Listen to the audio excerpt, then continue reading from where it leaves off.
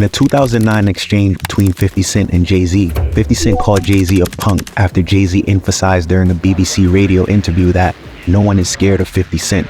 I want everyone to be clear. No one is scared of 50 Cent. Jay-Z's comment was in response to a question from Tim Westwood, who asked whether Kanye West would have interrupted the 2009 VMAs if 50 Cent, rather than Taylor Swift, had been on stage accepting an award. Although 50 Cent clarified that he had no personal issues with Jay-Z, he confidently asserted that no one would dare storm his stage in such a scenario. He then took a jab at Jay-Z's character, suggesting that his need to make such statements stemmed from insecurity. When he has to say no one is scared of 50 Cent, it's because the public is responding to his punk presentation. Kanye wouldn't take the trophy from me, and neither would Jay-Z. 50 Cent went on to label Jay-Z a cool punk. While this might seem contradictory, Jay-Z's career has been marked by sustained success, relevance, and sharp business acumen, qualities that indeed make him a cool punk. In the nearly 3 decades since the release of his 1996 debut album, Reasonable Doubt, Jay-Z has evolved into one of the most influential figures in the entertainment industry. He transitioned from an active rapper constantly battling for relevancy and dominance to a mogul status, often regarded as hip-hop's big boss. This transformation is fitting, given his sharp business instincts, honed through his early experiences while dealing drugs, which he later applied to the music industry. Jay-Z used classic economic principles like supply and demand to strategically position himself, continually elevating his career. While some argue he was never the absolute best rapper of any era, his ability to stay musically relevant long after many of his contemporaries have faded speaks as much to his business acumen as it does to his lyrical talent. However, Jay-Z's success has not been without controversy. Throughout his career, he has partnered with numerous iconic figures, both musically and in business. From his early days as a protege to Brooklyn rapper Jaz-O in the 1980s, leading to Nas's infamous line on Ether. Sean Carter to Jay-Z, damn you and Jazz. In the diss track Ether, to his now defunct partnership with Dame Dash at Rockefeller Records, Jay-Z's associations have been scrutinized. He was also part of failed supergroups like The Commission with the Notorious B.I.G. and another attempt with DMX and Ja Rule under the Murder Inc. Rough Riders umbrella. These affiliations had led some dedicated hip-hop fans to view Jay-Z as someone who has piggybacked off others' momentum to stay relevant. One particularly notable instance was Jay-Z's refusal to promote, tour, or make a video for his 2003 joint album, The Best of Both Worlds with R.Kelly, after Kelly was arrested and charged with 21 counts of child pornography. While Jay-Z's decision initially seemed ethical, his later comments focused more on the financial loss from the canceled tour than on the victims of R. Kelly's predatory behavior. In an interview with Sway, Jay diplomatically addressed the situation, but lamented the missed opportunity. The one word, the one feeling that I think about when I think about the album is just like blown opportunity. What we did with the album as far as like we was in the process of touring, like we was putting together a show, like a 2 hours straight. Like you do 3 songs, run on stage. I'm gonna do 3 songs, run on stage. We're gonna change the set. Then we gonna come back and do Fiesta together. Then we gonna come do this one again. You know what I'm saying? It would have been something real creative. Despite distancing himself at that moment, Jay-Z later collaborated with R. Kelly again, releasing a second album and going on tour after the success of R. Kelly's Chocolate Factory in 2003. While this association did not raise many concerns at the time, it became a topic of conversation on social media after the 2019 Surviving R. Kelly documentary revealed further details about R. Kelly's abusive behavior. Given that many of Kelly's alleged crimes occurred during his partnership with Jay-Z, some have since questioned whether Jay-Z was aware of Surviving R. Kelly's misconduct, especially as R. Kelly was known for pulling underage girls from the audience at shows. The Surviving R. Kelly documentary sparked scrutiny of various public figures, including Jay-Z. When the conversation shifted to his dating history, questions arose about whether Jay-Z had his own questionable past regarding age-appropriate relationships. On a 2019 episode of Nick Cannon's podcast, Cannon's Class, Dame Dash raised eyebrows with his vague responses when asked about Jay-Z's rumored underage relationship with rapper Foxy Brown. When Nick directly asked, "At what age was Foxy Brown signed?" No, I wasn't paying attention to Foxy Brown. Yeah, but that's... I didn't sign Foxy Brown. I know Stop you did. putting I'm me in just that. asking a You keep question. asking 'cause I'm on the block. I'm responsible for everybody. I don't know You the about boss. Cannon then speculated that Foxy was 16 at the time of her signing, but Damon deflected, responding, Did I sign her? It seems like you got a question for Jay. Ask him.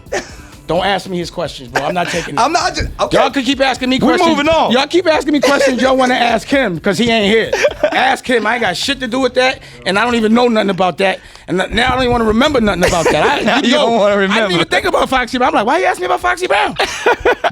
This line of questioning also led to renewed scrutiny of Jay-Z's relationship with Beyonce, given their 12-year age difference. Beyonce has openly shared that they met when she was a teenager, but emphasized that they were friends for a year and a half before they began dating, when she was 19 years old. Despite allegations of predatory behavior, Jay-Z's immense fortune, unlike R.Kelly's financial downfall, has kept him insulated from similar scrutiny. His strategic career moves have also helped him maintain his prominence in the hip-hop world. Much like Drake today, Jay-Z has a history of collaborating with the hottest rappers to keep his name relevant. A prime example is his infamous beef with Nas, which initially stemmed from Jay-Z wanting Nas to feature on his track, Dead Presidents. Since Nas didn't know Jay-Z well at the time, he declined the offer. This rejection fueled Jay-Z's frustration, although he still sampled Nas's voice from The World Is Yours off Illmatic. Nas was well aware of Jay-Z's attempt to capitalize on his success, something he called out in his diss track Ether. Nas rapped, "My child, I've watched you grow up to be famous, and now I smile like a proud dad watching his only son that made it. And in '88, you was getting chased through your building, calling my crib, and I ain't even give you my numbers. All I did was give you a style for you to run with, smiling in my face, glad to break bread with the God." Despite the intensity of their feud, it seemed Jay-Z had a certain admiration for Nas, so much so that he began dating Carmen Bryan, the mother of Nas's daughter, while they were still in a relationship. In a 2017 interview with Vlad TV, Carmen shared details about her affair and relationship with Jay-Z, echoing Beyonce's sentiments about her own relationship with him. I had a relationship with Jay-Z, but the thing about Jay-Z and I, we were friends before anything. That was my best friend before we became intimate, before we became lovers to any extent, before anything physical happened between us. That was my friend. It seems Jay-Z's true intentions were lost on Carmen Bryan, as he quickly used their relationship as a pawn in his feud with Nas. On the 1999 track, Is That Your Bitch?, Jay-Z dropped suggestive lines that are widely interpreted as shots aimed at Nas.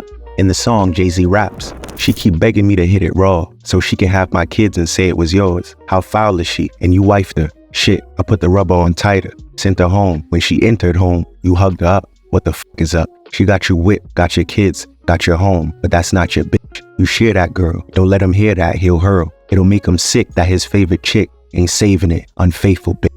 When Jay-Z officially kicked off the beef with Nas in Takeover, he took the opportunity to further taunt Nas, referencing the affair with Carmen. "Cause you know who did you know what with you know who, but just keep that between me and you for now." However, after Nas responded with the brutal diss track Ether, Jay-Z escalated the fuel with his freestyle Super Ugly, offering explicit details of his relationship with Carmen. He rapped, "Me and the boy AI got more in common than just balling and rhyming. Get it? More in Carmen. I came in your Bentley backseat, skeeted in your Jeep, left condoms on your baby seat." Despite his brash attitude at the time, Jay-Z publicly apologized the next day on the radio, admitting that his mother had called him expressing her disgust. "Mom put in a call and said that went too far, and she's never ever called me about music. So I was like, okay, I'll go shut it down. Once again, I apologize. I felt like I didn't think about women's feelings or Brian's feeling, or even my mom. It was really like, let me meet your level of disrespect with this level of disrespect."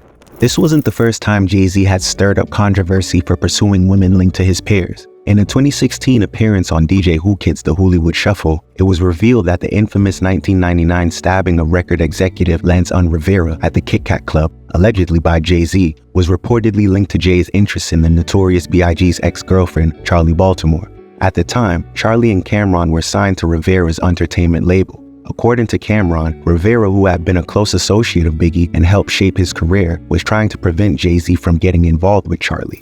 This was all over Charlie Baltimore. You know, it's just a lot where Jay liked Charlie at one time, you know what I'm saying? And that was Big Girl, you know what I'm saying? And then they could say a song leaked or whatever, but it was over Charlie Baltimore.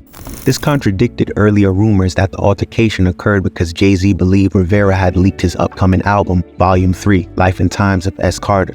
Questions remain about whether Jay-Z was directly involved in the stabbing. Initially pleading innocence, he later accepted a third-degree assault charge and received 3 years of probation. In his 2010 autobiography, Decoded, Jay-Z shared his perspective on the incident, strongly implying his involvement without explicitly admitting it. He wrote, "One night I went to Q-Tip's solo album release party, and at some point in the night, I ran into the guy everyone's been telling me is behind the bootleg. so I approached him. When I told him what I suspected, to my surprise, he got real loud with me right there in the middle of the club. It was strange. We separated, and I went over to the bar. I was sitting there like, no, the this nigga did not. I was talking to people, but I was really talking to myself out loud, just in the state of shock. Before I even realized what I was doing, I headed back over to him, but this time I was blacking out with anger.